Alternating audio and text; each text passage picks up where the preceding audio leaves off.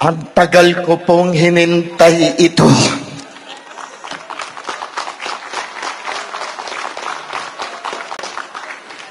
Kung yung sinasabi nyo, mahal nyo si PRRD, ako, ibibigay ko ang buhay ko para sa kanya.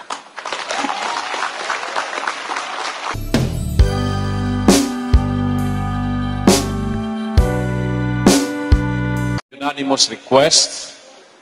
He said that he is going to seriously consider being a party nominee in the next election.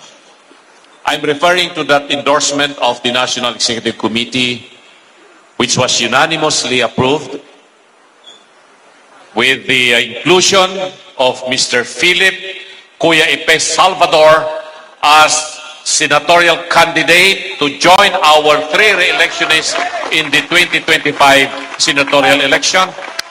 May I ask before that Mr. Moderator, resolution be approved? first I'd like to acknowledge the reading of the resolution by our SecGen.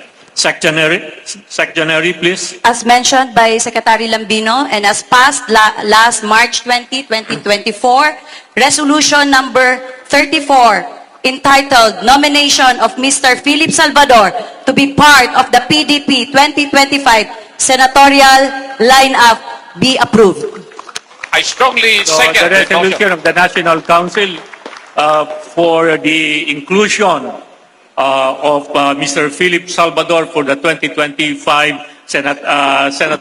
senatorial election is being presented to this Council for your approval.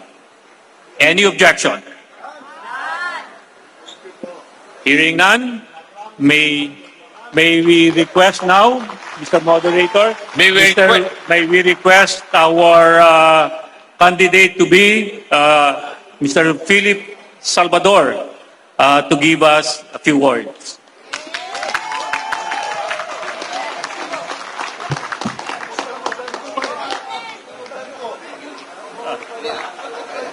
Dili, uy. Mayong gabi, kaganyong tanan. Magandang gabi po sa inyong lahat. Ang tagal ko pong hinintay ito.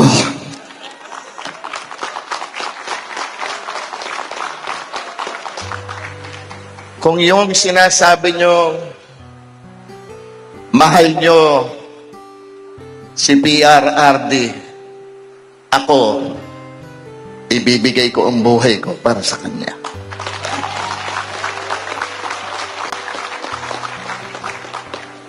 Nagkakilala po kami 2003 together with our Senator now, Christopher Lawrence Tesoro Bongo. Yun na po, tuloy-tuloy po, every weekend, nandun po ako, totoo rin po yung sinabi ni Senator Bongo, na talagang gusto kong gawin sa pelikula ang pinakamagandang storya ng buhay na isang tao, yun po ang kay PRRD. Kaya nga lang po, hinasan siya. Sa inyo po kung lahat na narito ngayon, sabi nga po ni Mr. President kanina, he did not expect na ganito tayong karami. Alam niyo po, yung pagpunta niyo dito, ang nagpapunta sa inyo, dito ang Panginoon Diyos. Dahil gusto niyang suportahan niyo ang PDP. Matagal na po kami magkaibigan ni Senator Bongo. As a matter of fact, 21 years na po kami magkaibigan. Hindi ko iniwanan ang taong yan. Alam nyo noon, nung siya'y nangangampanya noong 2019, kabado yan, nagbabasa, binabasa lahat yung sinasabi niya. Parati ko siya sinasabihan, partner, mag-down ano ka na lang, kung ano na lang yung nasa puso mo, sabihin mo. Sabi niya, partner, ano pa lang ako, umpisa pa lang ito, pero mawawala din yan. True enough po. Nung maging senador siya, spontaneous na po ang kanyang mga sinasabi. Talagang mararamdaman mo ang sinasabi niya na nanggagaling sa puso. Mula noon po, na magkasama kami ni Senator Bongo, may eleksyon o wala, serbisyo sa mga Pilipino ang ginagawa ni Senator Bongo. Kasama po ako, kaya alam ko. At noon pa man po, nagseserbisyo na rin po ako sa mga Pilipino. Hindi po ako nagmamagaling.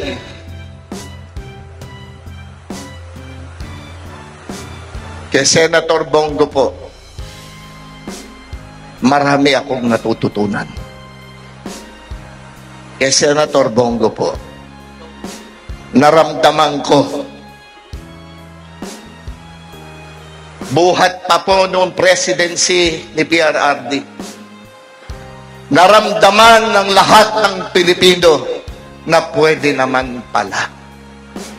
Pwede naman palang ilapit ang gobyerno sa pinakamahihirap na mahirap para hindi na po mahirapan pang umabot sa gobyerno ang mahihirap. Yan po natutunan ko.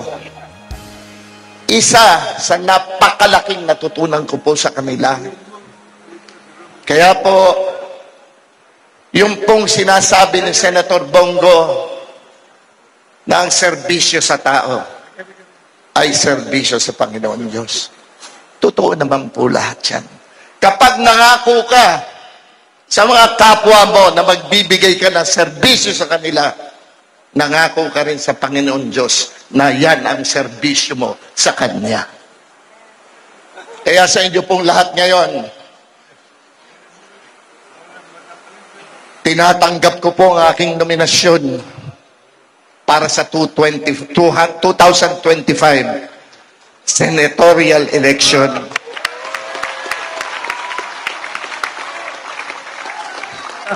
Salamat po. Mananatili po ako sa PDP hanggang sa huli kong hininga. Tandaan niyo po yan. Maraming salamat po. Ako po si Philip Salvador. Hindi po ako abogado. Hindi po ako doktor. Hindi po ako engineer. Ako po'y isang artista na PDP na magiging epektibong magserbisyo sa mga Pilipino. Magandang gabi po sa inyong lahat. Kuya Epe! Kuya Epe! Kuya Epe!